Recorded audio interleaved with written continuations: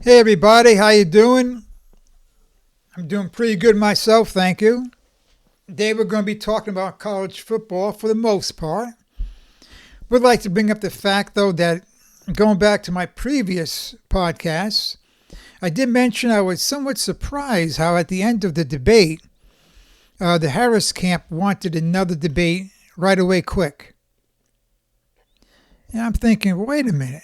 If they win the debate, as they're saying they did, and if all these left wing moderators and left wing news agents saying that she won the debate, why have a rematch? So I surmised that the focus groups they were running did not give the same impression. And these are Democrat focus groups. By that I mean it's run by the Democrats, but the people they have there are independents. And these independents were indicating that they weren't all that happy with what Kamala Harris was saying. And that's what happens when you lie for 90 minutes and you have two moderators that are definitely in the tank for her. And we'll see what happens, but there are a lot of people turning against her in her own party. Things aren't all that peaceful out there. There is a subtle behind-the-scenes civil war between the Clinton supporters and the Obama supporters. And we'll see how it works out. This should be interesting.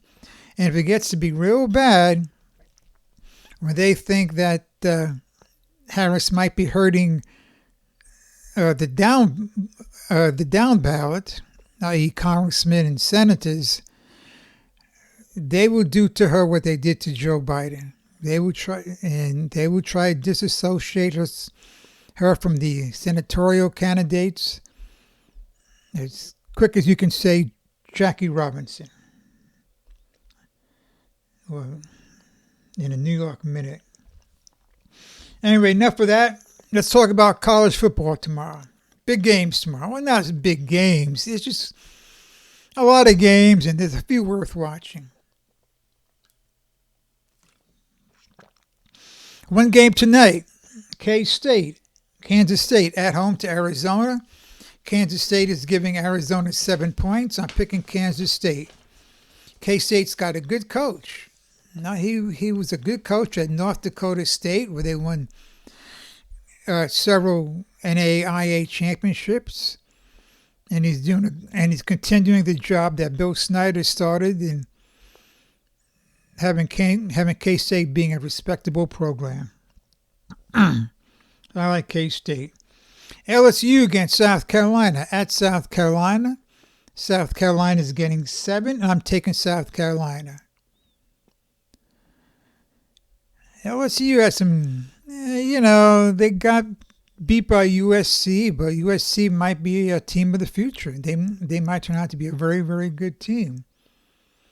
On the other hand, South Carolina put a whooping on Kentucky at Kentucky. Now, on the other hand, this was the first hand for the whooping. On the other hand, they put a whooping on Kentucky at Lexington.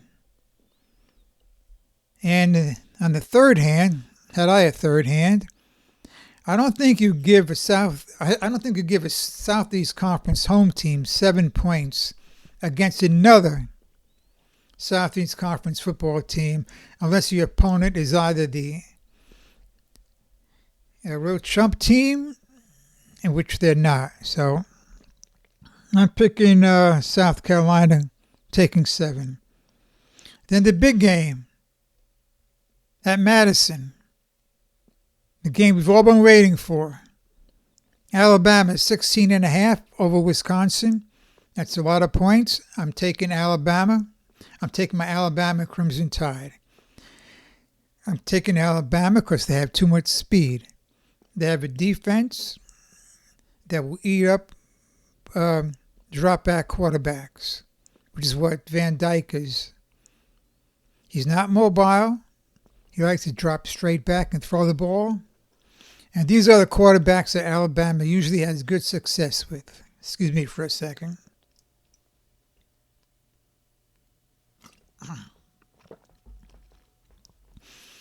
I look forward to Ryan Williams making his national TV debut, and he's going to break out once again. This guy, he should be in high school, you understand? He should be in high school working on his third straight Alabama Player of the Year. It's almost phenomenal to think he got Player of the Year as a sophomore and as a junior. And had he stayed in school, would have been as a senior. So instead, he went to Alabama and he's catching touchdown passes. Roll Tide.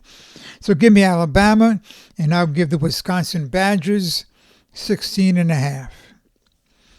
Missouri, 17 over Boston College at Missouri. A lot of points. I'm taking Missouri. Notre Dame giving 10 to Purdue at Purdue. Now, Purdue should be everybody's favorite team, or most everybody. I mean, they're named after a drink, right? They should have on their logo, perhaps on their helmet, a guy sitting down at a bar with a big glass of beer and a shot of whiskey next to him. It's a Boilermaker, right? But still, the Boilermakers can turn out to be a dog team sometimes. And that's a lot of points for Notre Dame to cover, but I think let me put it this way. I don't want Notre Dame to win, but I would rather lose picking Notre Dame than lose picking Purdue, if that makes sense. I can see me picking Purdue and them not covering and me going, oh, what the hell was I thinking picking this team? How in the world could I pick the Boilermakers? Gosh darn, no good, rotten Purdue. And I don't need that. Oregon against Oregon State. Home game for Oregon State. They're getting 16.5 from Oregon. I thought when I made that pick I might have been an outlier, but no, it's not correct. Let me get those graphics up again. Let's get the staff here. And as you can see here, everybody picked Oregon State. And why not? They got a powerful offense. Oregon hasn't done much this year. Dylan Gabriel was not the be-all and end-all to quarterbacks. I never thought he was. He could have stayed at Oklahoma. He was the starting quarterback last year. Would have been the starting quarterback this year, but he left. So much for being faithful to your team, right? Well, not the team. Being faithful to your coach. Hey, being faithful to the Franklins. Nothing wrong with that. That's how it is there. It's a whole new game. So I'm picking Oregon State with 16.5. Now we go to Gainesville. Texas A&M, 3.5 over the Florida Gators. I didn't do any research, didn't look up anything. I just saw they were giving 3.5, and I jumped on that. I could be wrong, but I don't think so. Because Napier is a dead coach walking. Definitely if they lose this game.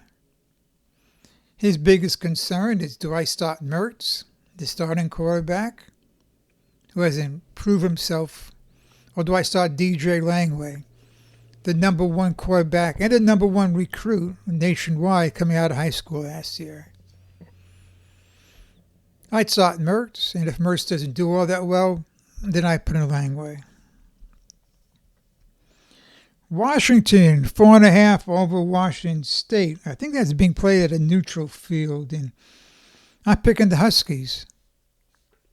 Huskies have a good coach. They got the former Arizona coach who did a good job in Arizona. So they lost DeBoer, yet they picked up this guy Fisher, I think his name was, who's a good coach. So I'm taking Washington, giving 4.5. Oklahoma, at Norman, Oklahoma, giving 13.5 to the Tulane Green Wave. Now, the Green Wave sounds good, but they're not as formidable as the Crimson Tide. But they're not a bad team. And also you have to think, too, that Oklahoma has Tennessee next week. So there's a possibility they might be looking ahead a bit playing the Volunteers. But Tulane's not a chump team. They were pretty good last year, not as good this year, but they're still pretty good. I'm picking the Tulane Green Wave. Now we have Utah and Utah State. I thought these teams play each other almost every year, but they don't. I think this will be the first time in 10 years they played. Under ordinary circumstances, I pick Utah, but Utah's quarterback Cam Rising, who's a very good quarterback, is out for the game. And Utah State's got a good coach. Yeah, he's one where he was before. And just give me a second here. Making some notes here. Oh yeah, and also their coach is Blake Henderson, Utah State. The poor guy's been through a lot. He lost his first wife due to cancer when she was 49. He lost his child at the age of 21. The poor soul took his life. That's a lot of personal tragedy.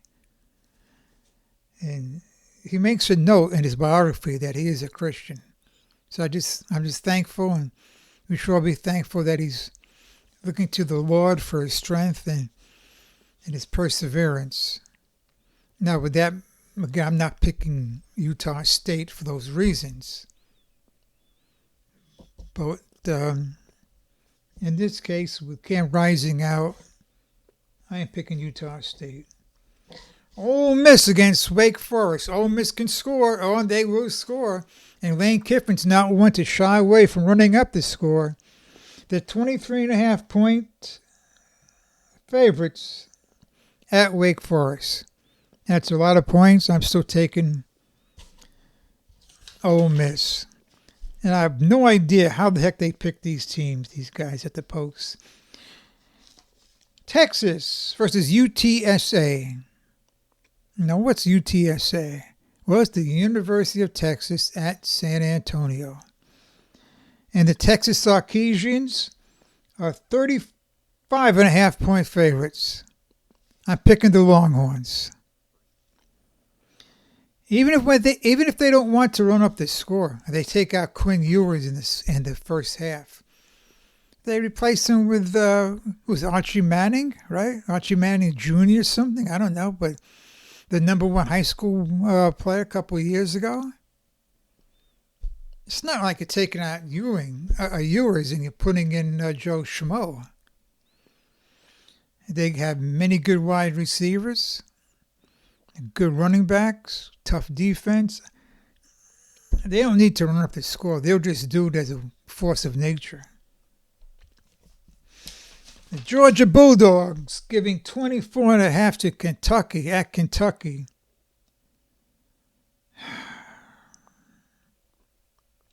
Who would have thought this would happen? This was one of those games that people had penciled in as a potential dark horse. Not so much to win, perhaps, but to cover. Of course, Georgia plays Alabama in a couple of weeks at Tuscaloosa. I'm picking Georgia 24.5. Kentucky's quarterback is not very good. He's immobile. He's just not very good. He was on Georgia's team for the past 3 years. Didn't see much action. You can't blame him for that. They had Carson Beck, and then they had some other guy before Carson Beck. I think it was some guy who went to the pros. And anyway, UCF against... Oh, I see what I did. Oh, you know what it is, folks? I'm going to have to revise this. I was mixing UCF with the USF. USF is the team that gave Alabama fits last week. So I'm going to hold off on that because as it was, I got TCU getting 2.5. You know what? I'm going to stick with TCU getting 2.5, and they're at home. Of course, Central Florida is a step above USF. And both those teams, USF, UCF, are a step above Florida right now, the Florida Gators. And the last one, Tennessee at home to Kent State. 48.5 points. That's right. So before they get out on the field, the bookmakers are saying to Tennessee, you guys are down essentially 49-0. We've already given the other team 7 touchdowns. Now go out there and cover those 7 touchdowns. In this case, I think Kent State will cover. Tennessee is going to be taking out their quarterback at the end of the first half. And he's a good quarterback. He'll be taking him out. And as I mentioned, they play Oklahoma next week. And they want that entire team healthy. As far as my 3 best bets, last week, my overall picks, I was 10 out of 15, 10 and 5. I was 1 out of 2. I got to thank Iowa for one of those losses. I'm picking Alabama once again. I'm picking A&M. And I'm picking Texas. We'll see how that works out.